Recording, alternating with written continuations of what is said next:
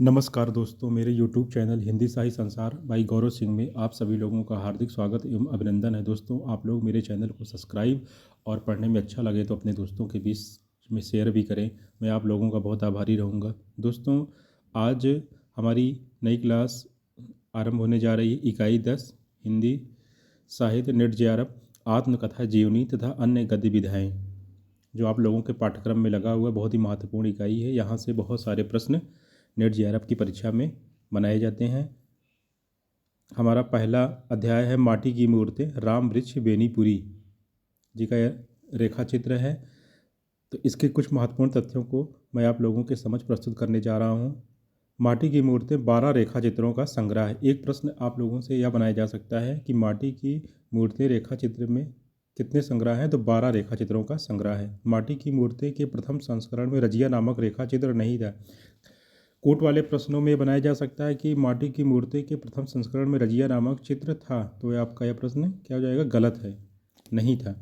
मानव की अपनी मिट्टी के प्रति जो आसक्ति रहती है उसका उत्कृष्ट और बेजोड़ नमूना माटी की मूर्तें हैं। यह लेखक स्वयं बोल रहे हैं, राम वृक्ष बेनीपुरी जी।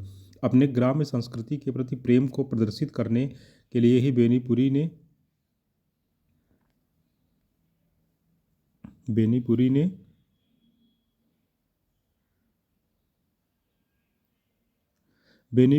अपने ग्राम्य संस्कृति के प्रति प्रेम को प्रदर्शित करने के लिए ही बेनीपुरी ने इस संग्रह की रचना की थी। मतलब ग्रामीण भारत से उनका बहुत लगाव था। ग्रामीण गांव के चरित्र चित्रण, वहाँ के समाज, वहाँ का रहन सहन, आर्थिक व्यवस्था, सबका इस रेखा चित्र में आपको वर्णन देखने को मिलेगा। बेनीपुरी जी सामान्य जन के जीवन, रहन सहन, आचार विचार, संस्कार, आकांक्षा आदि के विषयों में पूरी जानकारी रखते हैं। साथ ही इसमें जन जीवन के रूप को उसके निरंतर विकासशील रूप में देखने तथा गत्यात्मक अंकन में भी पूर्ण समर्थ हैं।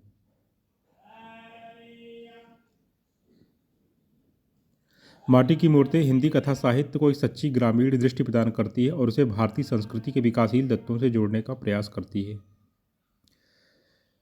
माटी की मूर्तें पढ़कर आप ग्रामीण भारत के जो गांव हैं उनके विषय में महत्वपूर्ण जानकारी प्राप्त कर सकते हैं। वहाँ का रहन सहन, आजीविका, लोगों में आपसी स्नेह, वैमनस्य, कैसे छोटे छोटे, उसके बाद भी एक दूसरे के प्रति विश्वास, ये सब आप इस रेखा चित्र को पढ़कर महसूस कर सकते हैं।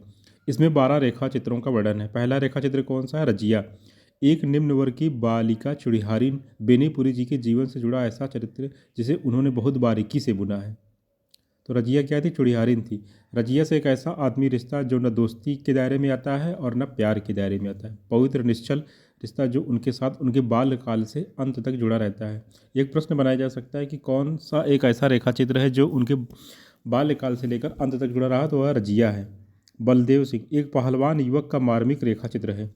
बेनीपुरी के मामा जी के गांव का एक युवक जिसके पिता बचपन में ही मर गए, उसकी माता उसे अपने मायके ले जाती हैं। लंबे समय बाद वह गांव में वापस आता है। पहलवानी करते, दूसरों की मदद करते उसकी हत्या कर दी जाती है। बलदेव सिंह के बारे में है।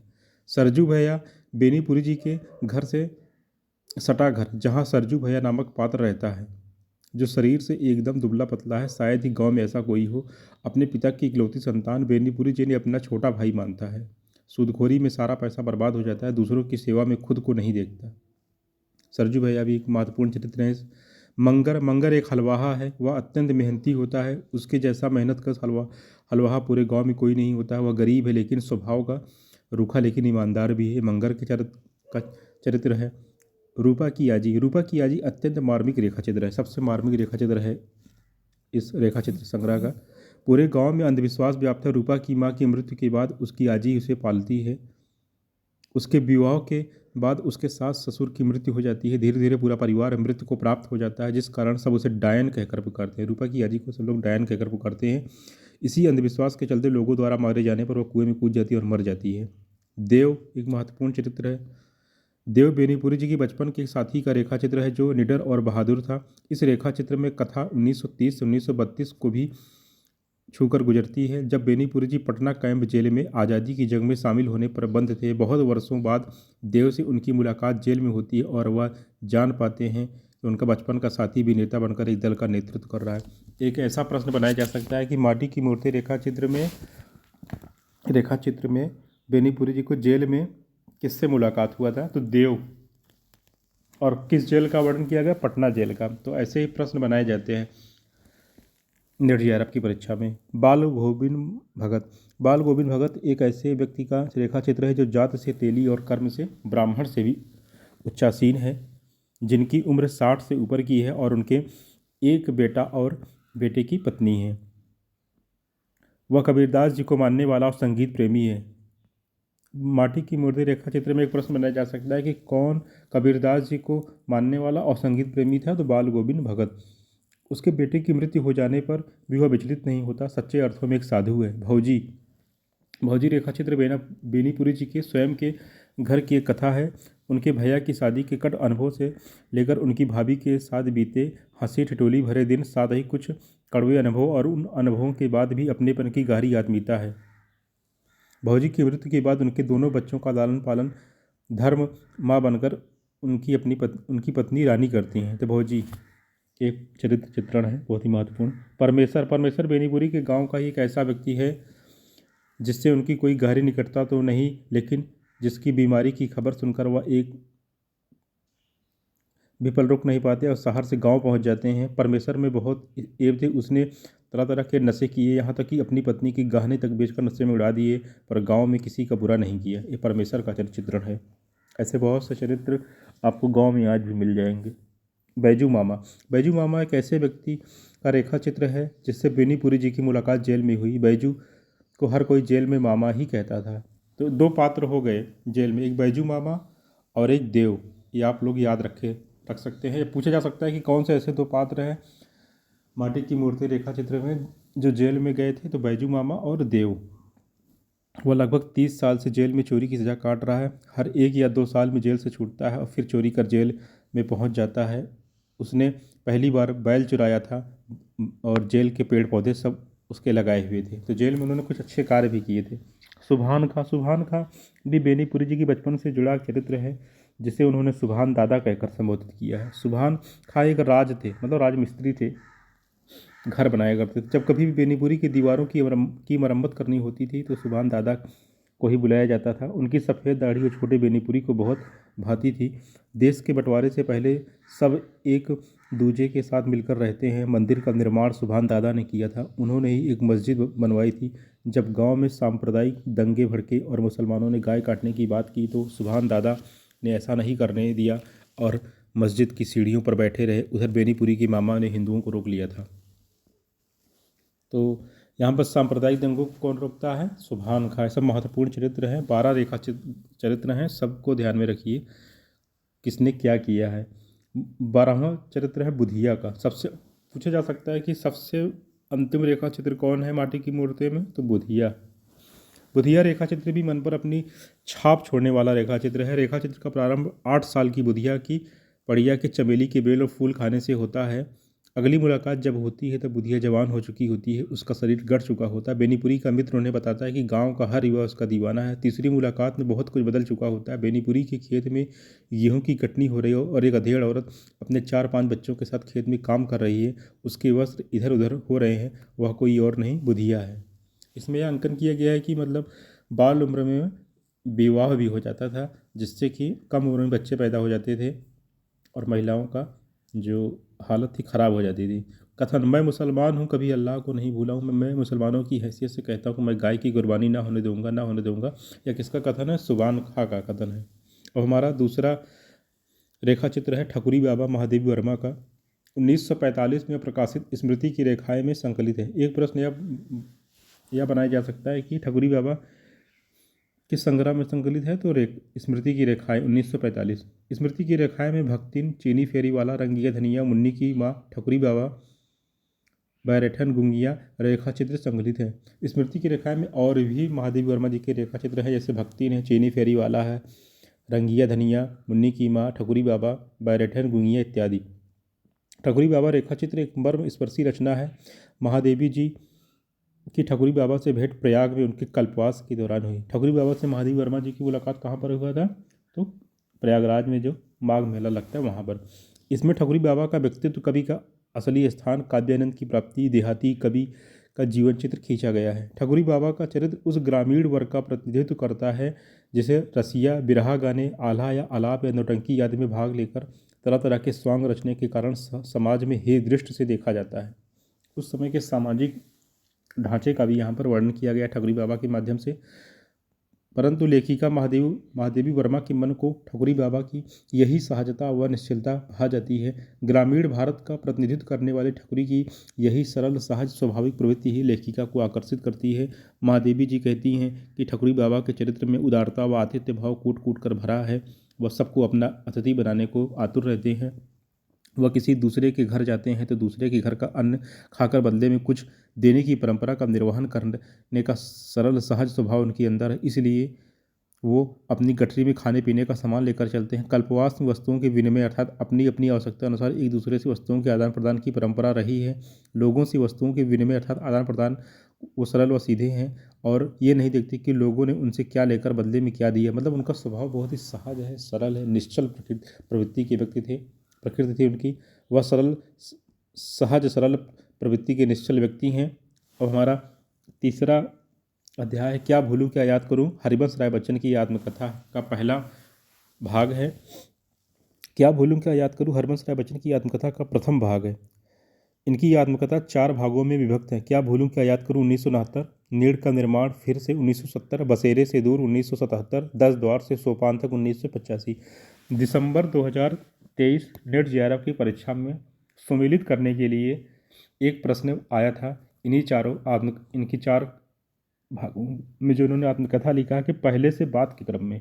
तो क्या भूलूं क्या याद करूं, पहला 1969, नीड़ का निर्माण फिर 1970, बसेरे से दूर 1977, 10 द्वार से सोपान तक 1985। आप लोग पढ़ते समय प्रश्नों को भी बनाइए और पुराने प्रश्न पत्रों का अध्ययन करते रहिए, तब आपकी समझ विकसित होगी और परीक्षा में आप प्रश्नों को आसानी से हल कर सकते हैं। इसके लिए बच्चन जी को सरस्वती सम्मान से भी सम्मानित किया जा चुका है। क्या भूलूं क्या याद करूं जिनकी आत्मकथा है 1969 में जो उन्होंने प्रकाशित किया था, इसके लिए इन्हें सरस्वती सम्मान से भी सम्मानित किया जा चुका है। एक कोट में यह प्रश्न बनाया जा सकता है कि क्या भूलूं क्या याद करूं 1969 आत्मकथा को व्यास सम्मान से सम्मानित किया जा चुका है। तो यह गलत है, व्यास नहीं, सरस्वती सम्मान से सम्मानित किया जा चुका है। आप लोग प्रश्न अपने आप से खुद भी बनाइए, उसको सही या गलत की छटनी कीजिए अपने प्रश्नों की। इस आत्मकथा की शुरुआत अपने पुरखों के इलाहाबाद में बसने आने की कथा से शुरू करते हैं। इसकी शुरुआत कहाँ से होती है, जब उनके पुरखे प्रयागराज में आते हैं, इलाहाबाद में आते हैं। बचपन से ही पढ़ने का शौक़ था किसको, हरिवंश राय बच्चन जी को। जहाँ छोटे बच्चे खेलते हुए अपना समय बिताते थे, वहीं बच्चन जी एकांत में बैठकर पढ़ने में लगे रहते थे। युवावस्था की तरह बढ़ते हुए बच्चन ने अपने एक मित्र करकल का वर्णन किया है। करकल की पली चंपा से भी इनकी आत्मीयता का संबंध था। बचपन का विवाह श्यामा के साथ हुआ और बच्चन ने श्यामा का नाम जॉय रखा। तो एक प्रश्न बनाया जा सकता है कि हरिवंश राय बच्चन ने अपनी प्रथम पत्नी श्यामा का आत्मकथा में क्या नाम रखा है, तो जॉय रखा है। ऐसे कथनों को आप लोग पढ़ते समय ध्यान रखिएगा, बहुत ही अच्छी आत्मकथा है। इसमें उनके प्रारंभिक संघर्ष की भी कहानी है। उनकी श्यामा के साथ शादी और श्यामा की मृत्यु का वर्णन है। वे इसमें अन्य महिलाओं के साथ अपने उन संबंधों का भी इशारा करते हैं जो हमारे समाज में अनुचित माना जाता है। मतलब उन्होंने इस आत्मकथा में अपने जीवन के हर पहलू को खोल कर रख दिया है। डॉक्टर धर्मवीर भारती ने इसे 1000 वर्षों के इतिहास में ऐसी पहली घटना बताया है जब अपने बारे में सब कुछ इतनी बेबाकी, साहस और सद्भावना से कह दिया है। डॉक्टर इसमें बहुत ही महत्वपूर्ण कथन है और नेट जेआरएफ की परीक्षा में ऐसे प्रश्न जरूर बनाए जाते हैं। डॉक्टर हजारी प्रसाद द्विवेदी के अनुसार इसमें केवल बच्चन जी का परिवार और उनका व्यक्तित्व ही नहीं उभरा है, बल्कि उनके साथ समूचा काल और क्षेत्र भी अधिक गहरे रंग में उभरा है।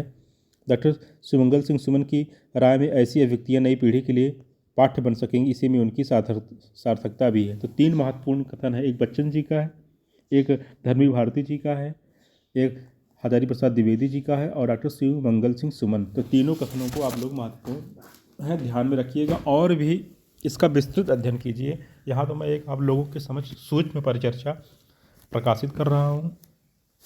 अब हमारा चौथा अध्याय एक कहानी, यह भी 2007 मन्नू भंडारी जी का है।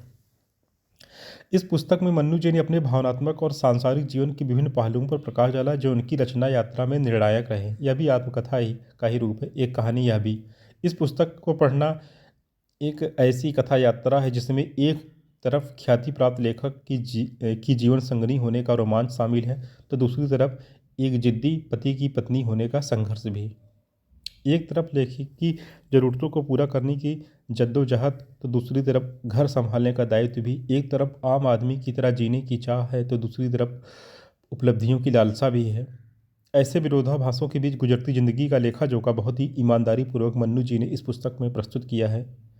एक कहानी या भी में निजी जीवन की त्रासदियों, पति राजेंद्र यादव से बनते बिगड़ते संबंध, शादी के बाद व्यक्तित्व के दो हिस्सों लेखिका और पत्नी में बढ़ जाना, लेखिका के पत्नी रूप पर पति द्वारा निरंतर प्रहार के फलस्वरूप जो लेखक ने भोगा, इन सब को बिना तथ्यों को तोड़े मरोड़े, बिना किसी दुर्भावना के, बिना किसी विकृत के एक आवेगहीन तटस्थता से निर्वाह किया गया है। इस पुस्तक में तथाकथित प्रगतिशील कहे जाने वाले साहित्यिक जगत में फैले गुटबाजी, वर्गीय हित, चेलागिरी पर भी उन्होंने तीखी प्रतिक्रिया व्यक्त की है। एक कहानी या भी एक आम औरत की खास कथा, जिसमें मध्य प्रदेश के भानपुरा में जन्मी 5 भाई बहनों में सबसे छोटी। तो लेखिका का जन्म कहाँ हुआ था? मध्य प्रदेश के भानपुरा में। यह प्रश्न बनाया जा सकता है नेट जेआरएफ की परीक्षा में। सबसे छोटी थी अपने भाई बहनों में। काली मरियल दुबली से लेखिका अपनी ज़िंदगी के विभिन्न पहलुओं को सामने रखती हैं। एक परंपरावादी समाज में पली बड़ी मन्नू के लिए आधुनिकतम जीवन के पैटर्न से दूर दूर तक कोई परिचय नहीं था। उनका राजेंद्र यादव के साथ सहजीवन एक बड़े अलगाव के साथ हुआ। एक छत के नीचे ज़िंदगी का जो बंटवारा हुआ, उसमें सारी जिम्मेदारी और समस्या मन्नू के हिस्से और निजी संबंध और आज़ादी राजेंद्र के हिस्से में आया। यहाँ पति पत्नी के गृहस्थ जीवन में जो उतार चढ़ाव हुआ था, उसका भी वर्णन लेखिका के द्वारा बड़ी ईमानदारी से किया गया है। इसको सभी को पढ़ना चाहिए, स्त्री पुरुष दोनों लोगों को। यह आत्मकथा, जब एक कहानीकार आत्मकथा लिखे तो उसमें एक कहानी जैसा रोमांच, नाटकीयता, क्लाइमैक्स, संवेदना, भावुकता माना लाजमी। इस पुस्तक में भी रोचकता और उत्सुकता शुरू से अंत तक बनी रहती है। एक कहानी यह भी अपनी अस्मिता की तलाश में जुटी एक ऐसी स्त्री की कहानी है जिसका जीवन संघर्ष, द्वंद्व, पारिवारिक जिम्मेदारियों को निभाने के साथ साथ रचनात्मक पहचान बनाने, वह भी एक साहित्यिक दिग्गज पति के सामने का संघर्ष है। या उस जद्दोजहद की भी कहानी जहाँ पुरुष से संघर्ष भी है और समझौता भी है। अपने दाम्पत्य जीवन को बचाने का प्रयास भी लेखिका के द्वारा किया गया है। अब हमारा आता है मुर्दहिया तुलसीराम 2010। यह भी एक आत्मकथा है। आपके सिलेबस में, पाठ्यक्रम में ये सब लगे हुए महत्वपूर्ण अध्याय, महत्वपूर्ण विधाएँ हैं। डॉक्टर तुलसीराम द्वारा रचित मुर्दहिया 2010। पहला प्रश्न यह बनाया जा सकता है कि मुर्दहिया किसकी आत्मकथा? तुलसीराम। कब प्रकाशित हुआ? 2010 में। एक आत्मकथा नहीं बल्कि लेखक के व्यक्तिगत पारिवारिक जीवन के साथ साथ आसपास के सभी वर्गों, जातियों के सामाजिक सांस्कृतिक संबंधों और उनकी जटिलताओं की भी रचनात्मक अभिव्यक्ति। मतलब आत्मकथा होने के साथ साथ उन्होंने सामाजिक परिवेश का भी वर्णन किया। जीवन के सभी वर्गों, जातियों के जो सामाजिक सांस्कृतिक संबंध है, उनकी जटिलताओं की भी रचनात्मक अभिव्यक्ति है। और दलित आत्मकथा है मुर्दहिया। हिंदू समाज और घर परिवार में उपेक्षा, अनादर और अपमान झेलते एक बालक की त्रासद जीवन स्थिति की यह कृति यथार्थ रचती है।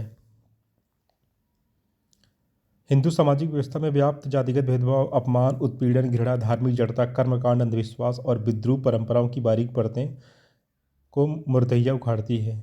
एक प्रश्न बनाया जा सकता है कि हिंदू सामाजिक व्यवस्था में व्याप्त जातिगत भेदभाव, अपमान, उत्पीड़न, घृणा, धार्मिक जड़ता, कर्मकांड, अंधविश्वास और विद्रूप परंपराओं की बारीक परतों को कौन सी आत्मकथा उगाड़ती है? मुर्दहिया, डॉक्टर तुलसीराम की। मुर्दहिया दलित समाज की त्रासदी और भारतीय समाज की विडंबना की सांस्कृतिक, सामाजिक, आर्थिक और राजनीतिक आख्यान है। मुर्दहिया जैसी रचनाएं विषमतापरक समाज को समता में बदलने की पृष्ठभूमि तैयार कर रही हैं। हिंदू समाज में व्याप्त हिंसा, घृणा, शोषण एवं वर्चस्व को यह आत्मकथा बेपर्दा करती है, साथ ही दलित वर्ग की जटिलताओं एवं विसंगतियों का सामाजिक सांस्कृतिक परिप्रेक्ष्य भी उद्घाटित करती है। यह आत्मकथा दलित जीवन संघर्ष की जड़ता, अंधविश्वास, कर्मकांड, धर्मांतता तथा तमाम विभेदकारी शोषण युक्त विषम परिस्थितियों के घेरे को तोड़कर उगते सूरज के मानिंद बालक तुलसीराम की संघर्ष यात्रा है। मुर्दहिया हिंदू धर्म और संस्कृति की विद्रूपता और क्रूरता का दस्तावेजीकरण है। जातिपात, ऊंच नीच, घृणा और द्वेष से गुथा हुआ श्रेणीबद्ध समाज बौने से तथा किस प्रकार का राष्ट्र निर्मित करेगा, यह प्रश्न आत्मकथा के आद्यंत बना रहता है। जाति आधारित ऐसी व्यवस्था जहाँ मनुष्य की पहली पहचान जाति हो, इस विभेद को मुर्दहिया में अंकित करते हुए लेखक ने दलित जीवन की त्रासदी को विस्तार से लिखा है। खेत मजदूरी पर आश्रित दलित जीवन की विभीषिका और शोषणकारी परंपरा को बड़े निर्विकार भाव से यथार्थवादी चित्रण किया गया है। अकाल के दिनों में भुखमरी के शिकार वंचित समुदायों की बेबसी को दर्शाया गया है। नाइयों, धोबियों, मसहरों और नटों की बदहाली का मार्मिक चित्रण मुर्दहिया में मिलता है। यह चित्रण स्व और सामुदायिक संवेदना का विस्तार है। इस प्रस्तुति में ही मुर्दहिया मात्र एक व्यक्ति, एक जाति या मत या एक समूह की गाथा नहीं है, बल्कि अपितु वेदना का समुदायीकरण है। इस सब में पूर्ण जीवन और हिंदू व्यवस्था की जड़ता से मुक्ति ही मुर्दहिया का लक्ष्य है। अंधविश्वास हिंदू सामाजिक सांस्कृतिक सत्ता को बनाए रखने के लिए रचे गए हैं। मुर्दहिया इसका पर्दाफाश करती है। इसमें गरीबी और भुखमरी का ऐसा पीड़ादायक चित्रण मिलता है, जहाँ बरसात के समय कड़की के दिनों में मैदानी चूहों का मांस और बरसाती मछलियाँ खाकर तथा चूहों के बिलों से गेहूं की बालियों में अनाज निकालना दलित जीवन की विभीषिका को प्रस्तुत करता है। मुर्दहिया बाल मन और बाल शोषण का ऐसा क्रंदन है जिसकी चीख आद्यंत आत्मकथा में सुनी जा सकती है। मुर्दहिया में शिक्षा और शिक्षण तंत्र को जिस विद्रूपता का वर्णन मिलता है, वह प्रगति के सारे दावों को खोखला कर साबित करता है। अध्यापक मुंशीराम और विशेषकर सूरत लाल द्वारा बच्चों को बात बात पर स्कूल में चमरकेट कहकर अपमानित करना बालपन पर स्थायी चोट करता है। एक प्रश्न पूछा जा सकता है, अध्यापक मुंशीराम और विशेषकर सूरत लाल द्वारा दलित बच्चों को क्या क्या चमरकेट कहकर संबोधित किया जाता है? बाल्यावस्था किस मानसिक यातना से गुजरते हुए डॉक्टर तुलसीराम का सफ़र कितना पीड़ादायक रहा होगा, इससे अंदाजा लगाया जा सकता है। मुर्दहिया शिक्षण तंत्र की भेदभावपूर्ण मानसिकता को बदलने का खाका प्रस्तुत करती है। इस विषमतापरक मानसिकता और माहौल की वजह से हिंदू सामाजिक व्यवस्था है जो अभी हजारों जातियों की ऊंच नीच के भेदों में बटी हुई है। यदि इस व्यवस्था को बुनियादी तौर पर नहीं बदला गया तो देश का विकास ठहर जाएगा। यह आत्मकथा व्यवस्था के बुनियादी बदलाव की आकांक्षा का मानस रचती है। अब आप लोगों को यह काम करना है कि मुर्दहिया में जो इसकी मूल रचना को लेकर इसके पात्र, चरित्र चित्रण, उनकी विशेषताओं को भी अध्ययन करिए। मैंने यहाँ पर आप लोगों को तुलसीराम द्वारा रचित लिखित मुर्दहिया आत्मकथा की संक्षिप्त परिचर्चा कर दी है, जिससे कथा का ताना बाना आप लोगों के मस्तिष्क में अंकित रहे। हमारी अगली आत्मकथा अपाहुदरी, एक जिद्दी लड़की की आत्मकथा 2015 रमणिका गुप्ता की आत्मकथा है। समाज के तमाम रूढ़ियों तथा पुरुषों द्वारा स्त्रियों पर थोपी गई बंदिशों के विरुद्ध रमणिका जी एक अपाहुदरी अर्थात जिद्दी की तरह अडिग खड़े रहने की हिम्मत रखती हैं। शायद इसलिए उन्होंने अपनी आत्मकथा को नाम दिया अपाहुदरी, एक जिद्दी लड़की की आत्मकथा। रमणिका गुप्ता की आत्मकथा की पहली कड़ी हादसे 2005 के नाम से प्रकाशित हो चुकी है और अपाहुदरी दूसरी कड़ी है। मतलब इससे पहले कड़ी और आ चुकी है, उसका नाम क्या था? हादसे 2005। हादसे किसकी आत्मकथा है? यह भी है रमणिका गुप्ता जी की। और दूसरी कौन सी? अपाहुदरी, एक जिद्दी लड़की की आत्मकथा, जिसने बचपन से लेकर धनबाद तक के अनुभवों को संजोया गया। धनबाद मतलब झारखंड में आज पड़ता है।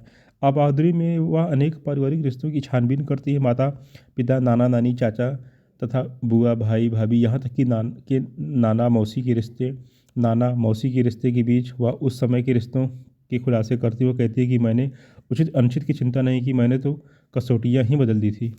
इस आत्मकथा में एक ऐसी स्त्री के दर्शन होते हैं जिसका जितना सरोकार स्वयं के अस्तित्व की स्थापना से है, उतना ही सरोकार दुखी पीड़ित इंसानों के दुखों को दूर करने से भी है। एक ऐसी स्त्री जो स्वयं के सुख की कल्पना के वशीभूत पिता से विद्रोह करके विवाह रचा सकती है, तो धनबाद के कोयला मजदूरों के हित की रक्षा के लिए किसी के सैन्य कक्ष में पहुंचकर उसकी अंक सैनी भी बन सकती है। अपाहुदरी एक बालिका का सेक्स की वर्जनाओं एवं यौन संबंधों की विकृतियों के विरुद्ध देह मुक्ति के लिए लड़ी गई जंग है। इस युद्ध की परिणति उस युवती के रूप में होती जो मनुष्य के रूप में एक स्वतंत्र इकाई बनकर जीवन जीना चाहती। इस आत्मकथा में स्त्री की मुक्ति की भी परिचर्चा है, छाप दिखाई पड़ रही है।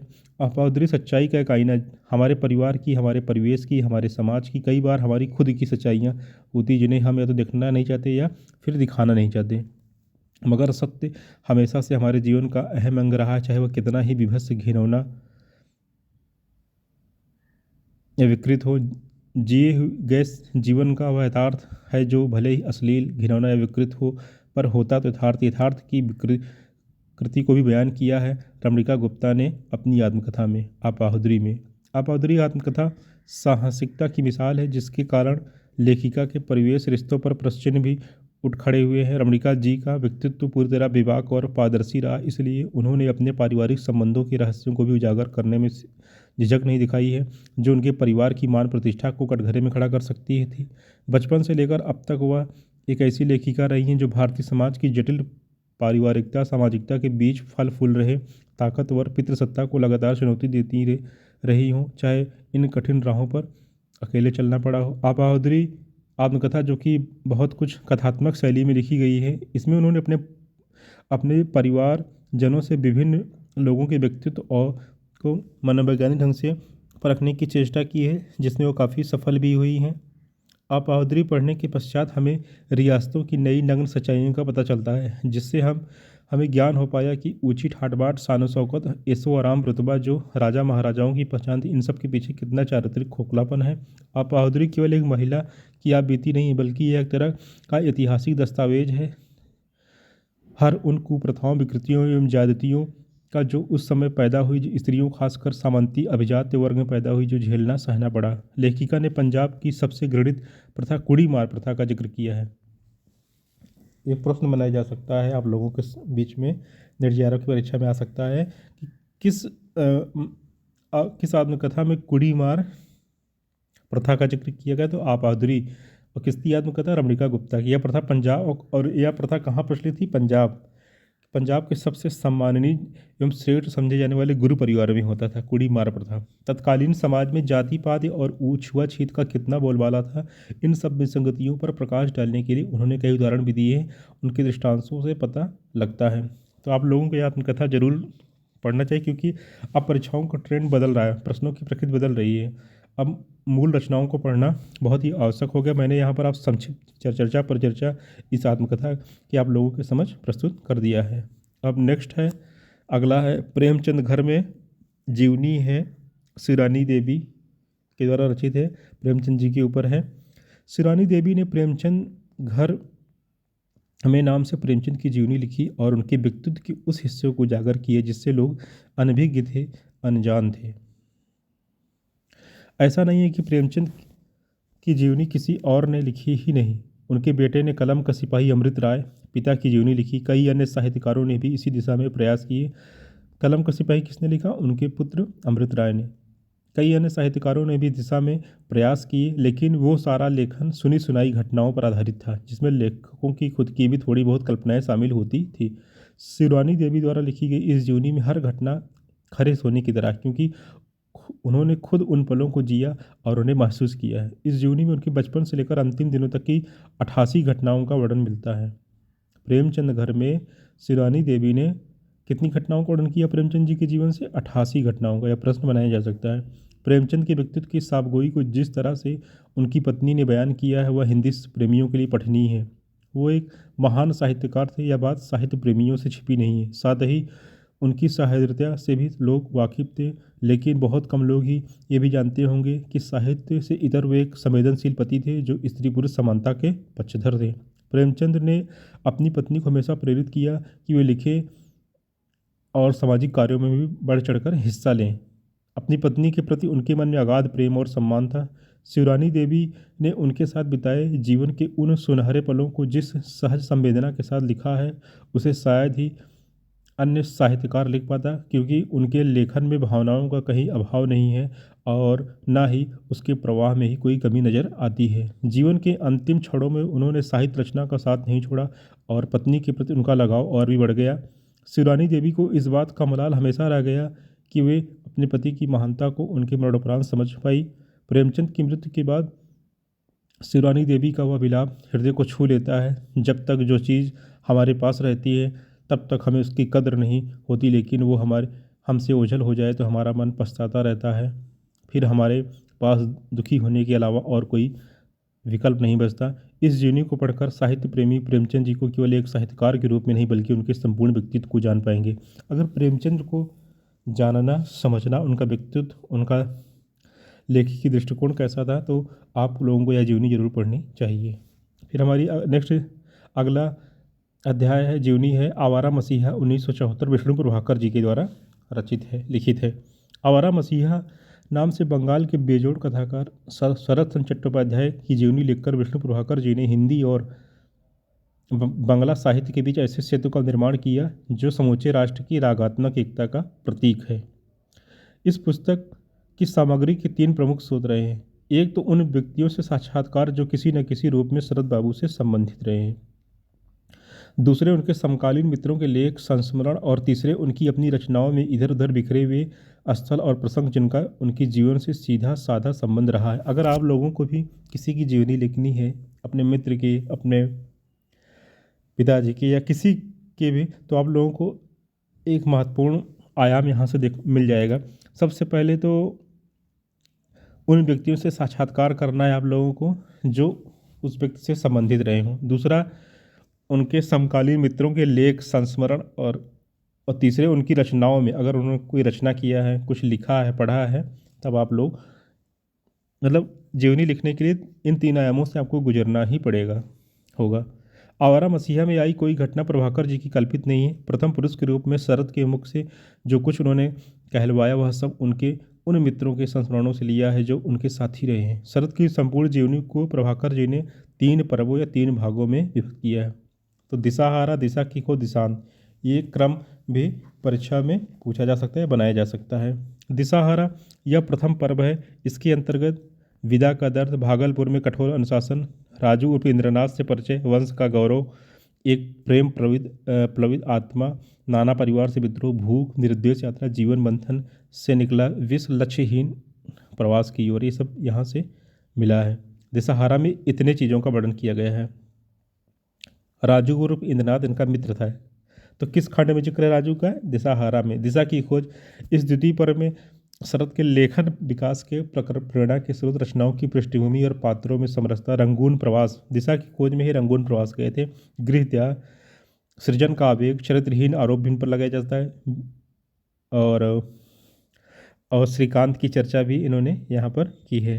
दिशांत, तृतीय पर्व में वहाँ से वे सृजन का स्वर्ण युग, देश की मुक्ति का व्रत उन्होंने लेते हैं। राजनीति से उनका लगाव होता है। नारी चरित्र के परम रहस्य ज्ञाता के रूप में शरद का चित्रण है। तो यह जीवनी तीन भागों में, दिशाहारा, दिशा की खोज और दिशांत। शरद का चरित्र, शरद चंद्र कैसे थे? साहसी बालक थे। धर्म की झूठी और आडंबरपूर्ण मर्यादाओं का उन्होंने विरोध किया। शरद चंद्र वेश्या नारियों का भी सम्मान करते थे। काशीनाथ स्वच्छंदतावादी है, उनका मित्र था। धीरू सहृदयता, राजू विद्रोही है, भी उनका मित्र है। मोक्षदा मानवीयता, हिरणमयी देवी श्रेष्ठ साहित्यकार, सच्चे, ये सब पात्र हैं इस जीवनी के। शरदचंद्र, काशीनाथ, धीरू, राजू, मोक्षदा और हिरणमयी देवी। और शरद का चरित्र ऐसा है, क्या क्या थे वो? साहसी बालक थे। धर्म की झूठी और आडंबरपूर्ण मर्यादाओं का विरोध उन्होंने किया। वेश्या नारियों का सम्मान करते थे। स्वच्छंदतावादी थे। साहृदय थे, विद्रोही थे। उनके अंदर मानवीयता का गुण था। श्रेष्ठ साहित्यकार, सच्चे राष्ट्र भक्त थे। अब आ गया भोला राम का जीव, हरिशंकर परसाई की व्यंग्यात्मक रचना है। भोला राम का जीव स्वातंत्र भारत में उभरी विसंगतियों का चित्रण है। स्वतंत्रता के पश्चात, आज़ादी के पश्चात मूल्य तिरोहित होने लगे। धन, पद और प्रतिष्ठा की होड़ बढ़ गई। राजनीति और अपराध का गठबंधन हो गया। देश के विकास के नाम पर अनेक योजनाएं बनी। नौकरशाहों, राजनीतिज्ञों और अफसरों की तिजोरियां भरने लगी। परंतु आम आदमी का जीवन कठिन से कठिनतर होता गया। लेखक संकेत करता है कि ऐसा कभी नहीं हुआ। वह स्वतंत्रता से पूर्व आम आदमी ने जो सपना देखा था, खुशहाली का, प्रगति का, विकास का, स्वप्नभंग की स्थिति, तो स्वतंत्रता के बाद उत्पन्न हुई। मूल्यों में बदलाव, अमानवीय और क्रूर दृष्टिकोण, ये सभी स्थितियों और व्यवस्था की देन है जिनसे सब त्रस्त हैं। भोला राम इस आम आदमी का ही प्रतिनिधि है जो मरने के पेंशन के लिए भटकता रहता है और मरने के बाद उसकी आत्मा भी वहीं भटकती रह जाती है। यथार्थ जीवन की इन समस्याओं ने उसे अपने पास में इस प्रकार जकड़ लिया है कि मरणोपरांत भी उनसे छुटकारा संभव नहीं है। यमदूत के पास से वह बच निकलता है, परंतु सरकारी तंत्र की जगड़ से मुक्ति का कोई उपाय नहीं है। साधु संत भी इन परिस्थितियों में निरुपाय हैं। जब हर प्रकार से अर्थ प्राप्ति ही जीवन का लक्ष्य बन जाए तो जीवन मूल्य अपनी अर्थवत्ता खो देते हैं। भोला राम का जो व्यंग्यात्मक रचना है, आज़ादी के बाद की जो स्थितियाँ उत्पन्न हुई हैं, हमारे राजनीतिक जो नेतृत्व थे और अपराध का जो उन्होंने गठजोड़ करके समाज में तमाम तरह की विकृतियों को जन्म दिया। विकास और प्रगति की बातें सिर्फ कागज पर ही रह गई और भोला राम जैसे लोग और उनके परिवार हताशा और भूख से तड़पते रह जाते हैं। लेखक की सहानुभूति स्फूर्तियाँ इस आम आदमी के प्रति ही है। चारों ओर व्याप्त भ्रष्टाचार का कोई समाधान लेखक ने प्रस्तुत नहीं किया और इसका कोई निश्चित समाधान है भी नहीं। मूल्य दृष्टि में परिवर्तन से ही यह समस्या उत्पन्न हुई है, उसी परिवर्तन में ही इसका उपाय भी निहित है। दृष्टि में बदलाव के द्वारा ही व्यवस्था में भी परिवर्तन लाया जा सकता है। इस कहानी में सरकारी तंत्र में बाबू साहब का बोलबाला, उनका भ्रष्टाचार, उनकी संवेदनहीन जड़ व्यवस्था का जीवन दस्तावेज है। भोला राम की निष्ठा ईमानदारी सरकार के जड़ तंत्र के सामने प्रभावहीन लगती है। जामुन का पेड़, कृष्णचंद्र। यह भी एक व्यंग्यात्मक रचना है। यह कृष्णचंद्र द्वारा लिखी गई एक हास्य व्यंग्य रचना है। इस कहानी में उन्होंने आज के सरकारी महकमे तथा उनकी कार्यशैली पर करारा व्यंग किया है।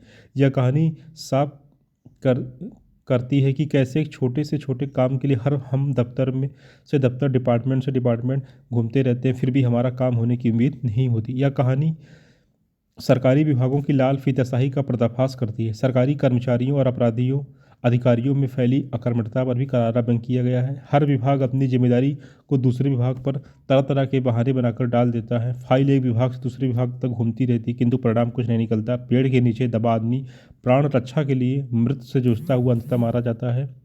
प्रायः सरकारी विभाग और दफ्तर आम व्यक्ति के प्राणों तक को अपनी विकृत फाइल कल्चर का शिकार बना देते हैं। सरकारी कार्यशैली की निकृष्टता, उसमें निहित अमानवीयता और गैर जनहितवादी अफसरशाही का दबदबा, विभागों के बीच लाल टालाटाली का खेल, शिक्षित मध्यवर्ग का ढकोसलापन आदि को बड़े ही व्यंग्य रूप से भी यह कहानी दर्शाती है। तो ये जामुन का पेड़ में है, कृष्णचंद्र जी की रचना है। अब हमारा है अगला अध्याय, संस्कृति के 4 अध्याय। रामधारी सिंह दिनकर जी का 1956 में यह प्रकाशित हुई है। यह रचना संस्कृति के 4 अध्याय का प्रकाशन कब हुआ था? मार्च 1956 में।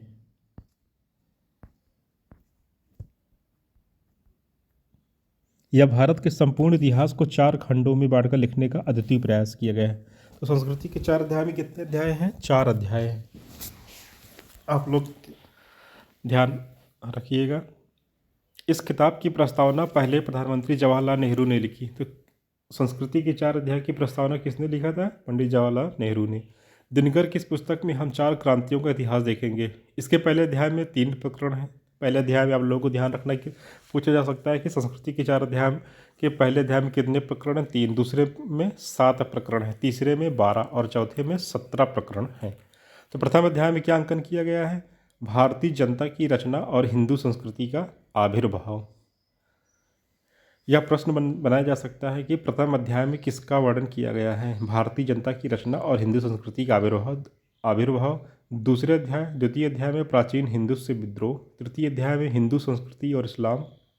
चतुर्थ अध्याय में भारतीय संस्कृति और यूरोप। यहाँ से महत्वपूर्ण प्रश्न बनाया जा सकता है चारों अध्यायों से कि विषय में क्या वर्णन किया गया है, उसकी विषय वस्तु क्या है। पहले अध्याय में कितने प्रकरण? 3 प्रकरण। दूसरे में 7 है और तीसरे में 12 और चौथे में 17 प्रकरण हैं।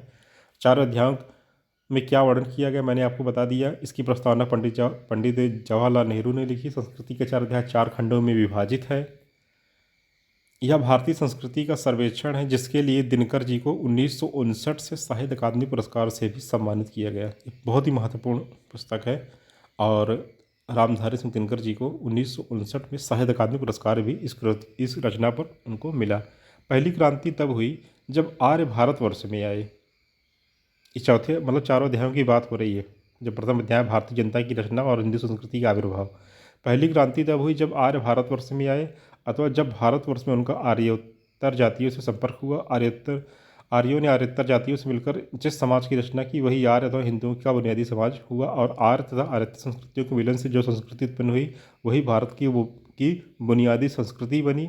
और इस बुनियादी भारतीय संस्कृति के लगभग आधे उपकरण आर्यों के दिए हुए हैं और उसका आधा आर्यत्तर जातियों का अंशदान है। दूसरी क्रांति तब हुई जब महावीर और गौतम बुद्ध ने इस स्थापित धर्म या संस्कृति के विरुद्ध विद्रोह किया तथा उपनिषदों के चिंतन धारा को खींचकर वे अपनी मनोवांछित दिशा की ओर ले गए। इस क्रांति ने भारतीय संस्कृति की अपूर्व सेवा की। अंत में इसी क्रांति के सरोकार में शैवाल भी उत्पन्न हुए और भारतीय धर्म तथा संस्कृति में जो बदलाव आया वह काफ़ी दूर तक उन्हीं शैवालों का प्रणाम था। तीसरी क्रांति उस समय हुई जब इस्लाम विजेताओं के धर्म के रूप में भारत पहुंचा और देश में हिंदुत्व के साथ उसका संपर्क हुआ। चौथी क्रांति हमारे अपने समय में हुई जब भारत में यूरोप का आगमन हुआ तथा उसके संपर्क में आकर हिंदुत्व एवं इस्लाम दोनों ने नव जीवन को संभव किया। इस पुस्तक में इन्हीं चार क्रांतियों का संक्षिप्त इतिहास है। प्रथम अध्याय भारतीय जनता की रचना और हिंदू संस्कृति का आविर्भाव। तो 3 प्रकरण में है। प्रथम अध्याय मैंने आप लोगों को पहले भी बताया। तो क्या क्या है? भारतीय जनता की रचना, आर्य द्रविड़ समस्याएं, आर्य और आर्येतर संस्कृतियों का मिलन। कूट में ऐसे प्रश्न बनाए जा सकते हैं कि किनका वर्णन किया गया है प्रथम प्रकरण में। दूसरा अध्याय है प्राचीन हिंदुत्व से विद्रोह। तो उसमें 7 प्रकरण हैं दूसरे अध्याय में। बुद्ध से पहले का हिंदुत्व, जैन धर्म, बौद्ध धर्म, वैदिक बनाम बौद्ध मत, प्राचीन भारत और बाह्य विश्व, बौद्ध साधना पर शाक्त प्रभाव, बौद्ध आंदोलन के सामाजिक प्रसंग। तो इसको पहले से बाद के क्रम में ऐसे प्रश्न बनाए जा सकते हैं। तीसरा अध्याय है हिंदू संस्कृति और इस्लाम। हिंदू मुस्लिम प्रश्न की भूमिका, इस्लाम धर्म, मुस्लिम आक्रमण और हिंदू समाज, हिंदू मुस्लिम संबंध, इस्लाम का हिंदुत्व पर प्रभाव, भक्ति आंदोलन और इस्लाम, अमृत और हलाहल का संघर्ष, सिख धर्म, कला और शिल्प पर इस्लाम का प्रभाव, साहित्य और भाषा पर प्रभाव, उर्दू का जन्म, सामाजिक संस्कृति के कुछ और रूप। तो तीसरे अध्याय में 12 प्रकरण हैं। चतुर्थ अध्याय आता है भारतीय संस्कृति और यूरोप। भारत में यूरोप का आगमन, शिक्षा और क्रांति, ईसाई धर्म और भारतीय जनता, हिंदू नवोत्थान, ब्रह्म समाज, महाराष्ट्र में नवोत्थान, आर्य समाज, थियोसॉफिकल सोसाइटी या ब्रह्म विद्या समाज, धर्म के जीते जागते स्वरूप, परमहंस रामकृष्ण परमहंस, कर्मठ वेदांत स्वामी विवेकानंद, प्रवृत्ति का उत्थान लोकमान्य तिलक, स्वर्ग का भूमिकरण महर्षि महायोगी अरविंद, भूमिका स्वर्गीकरण महात्मा गांधी का प्रयोग, विश्व दर्शन के प्रवर्तक श्री सर्वपल्ली राधाकृष्णन, मुस्लिम नवोत्थान, सर मोहम्मद इकबाल, भारतीय राष्ट्रीयता और मुसलमान। तो चौथे अध्याय में 17 प्रकरण हैं, तीसरे अध्याय में 12 है, दूसरे में 7 हैं, प्रथम अध्याय में 3 है। तो इनकी जो विषय वस्तु इसको भी ध्यान में रखना, क्योंकि इस समय एक महत्वपूर्ण, ये तो कूट में प्रश्न बनाया जा सकता है इन अध्यायों से, या बनाया जा सकता है पहले से बाद के क्रम में। जिसको आप लोगों को कई बार मल्टीपल टाइम रिवीजन करना होगा, तभी मस्तिष्क में या अंकित हो पाएगा। अब हमारा अगला चैप्टर है एक साहित्यिक की डायरी मुक्तिबोध, जी की डायरी विधा से संबंधित रचना है। या एक साहित्यिक की डायरी मुक्तिबोध। एक साहित्यिक की डायरी का प्रथम प्रकाशन 1964 में हुआ। इसको आप लोग ध्यान में रखेंगे। एक साहित्यिक की डायरी हिंदी में डायरी विधा की पहली कृति मानी जाती है, जो फैंटेसी की शैली में फैंटेसी, मनोविश्लेषण, तर्क, कविता, आत्मव्याख्यान के विविध स्तरों पर एक साथ चलती। इसमें फैंटेसी भी है, मनोविश्लेषण भी है, तर्क भी है, कविता भी है, आत्मव्याख्यान भी है। श्री अदीब संकेत करते हैं कि उनकी डायरी उस सत्य की खोज है जिसके आलोक में कवि अपने अनुभव को सार्वभौमिक अर्थ दे देता है। मुक्तिबोध की डायरी निजी स्मृतियाँ न होकर उसमें साहित्य संबंधी तथ्यों का डायरी विधा में काल्पनिक मित्र केशव के साथ हुए संवाद के रूप में लिखा गया है। तो किसके साथ संवाद के रूप में लिखा गया था? केशव जी के साथ। मुक्तिबोध ने एक साहित्यिक की डायरी में कुल 13 प्रकरणों का समावेश किया। कितने प्रकरण है साहित्यिक की डायरी में? 13 प्रकरण। प्रथम प्रकरण तीसरा क्षण।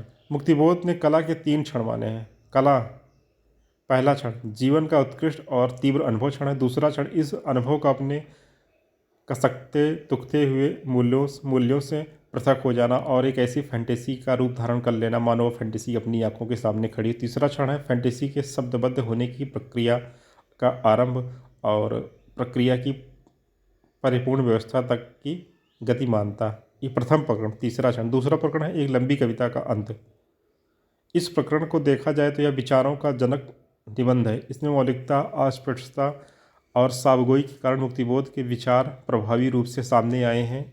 इसमें अपनी लंबी कविताओं के आकार, स्वरूप और विस्तार के बारे में चर्चा की है। इसी चर्चा के दौरान प्रगतिशीलता, यथार्थवाद, कविता की रचना प्रक्रिया, आधुनिक साहित्यकारों की स्थिति, उनके स्वभाव और श्रेणियों का विवेचन किया गया। एक साहित्यिक की डायरी में 13 प्रकरण है। पहला प्रकरण का नाम क्या है? प्रथम प्रकरण तीसरा क्षण। दूसरा प्रकरण एक लंबी कविता का अंत। तीसरा प्रकरण क्या है? डबरे पर सूरज का बिंब।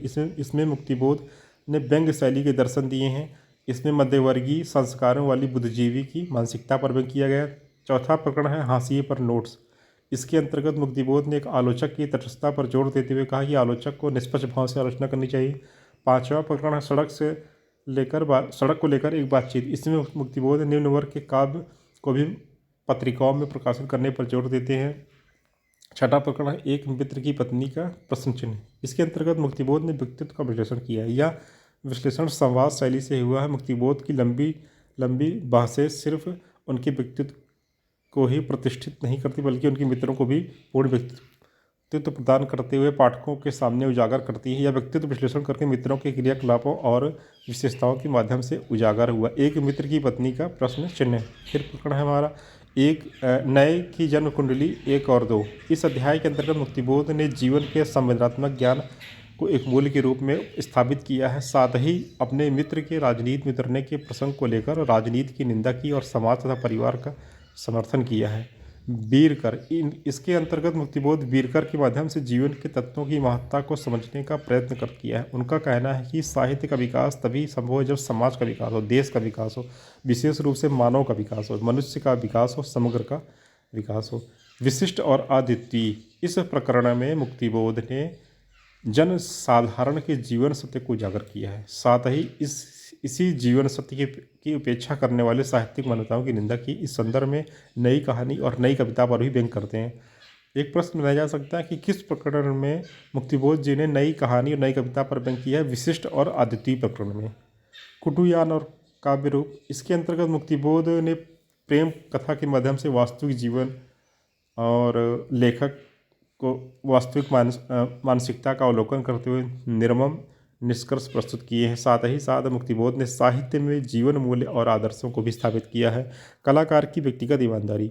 यह लास्ट प्रकरण, यह 13वां प्रकरण है। इसके अंतर्गत मुक्तिबोध रचना प्रक्रियागत संघर्षों के निर्माण को जीवन तथ्यों तथा वस्तु तथ्यों से जोड़ते हुए व्यक्तिगत तथा अपनी व्यक्तिगत ईमानदारी के जटिल प्रश्नों से जूझते हुए दिखाई देते हैं। इसी प्रकरण में व्यक्तिगत ईमानदारी को स्पष्ट करते हुए कहते हैं, व्यक्तिगत ईमानदारी का अर्थ है जिस अनुपात में जिस मात्रा में जो भावना विचार उठा है उसको उसी मात्रा में प्रस्तुत करना। जो भावना विचार जिस स्वरूप को लेकर प्रस्तुत हुआ है उसको उसी स्वरूप में प्रस्तुत करना लेखक का धर्म है। तो एक प्रश्न बनाया जा सकता है कि यह वक्तव्य जो कथन है किस प्रकरण में है एक साहित्यिक की डायरी में। तो अंतिम जो 13वां प्रकरण है कलाकार की व्यक्तिगत ईमानदारी। तो मैंने आप लोगों के समझ इकाई 10 जो साहित्य की अन्य गतिविधियाँ हैं सभी रचनाओं का वर्णन कर दिया है। आप लोगों को समझ संक्षिप्त पर चर्चा कर दी है। अब आप लोग इसका विस्तृत अध्ययन करके और भी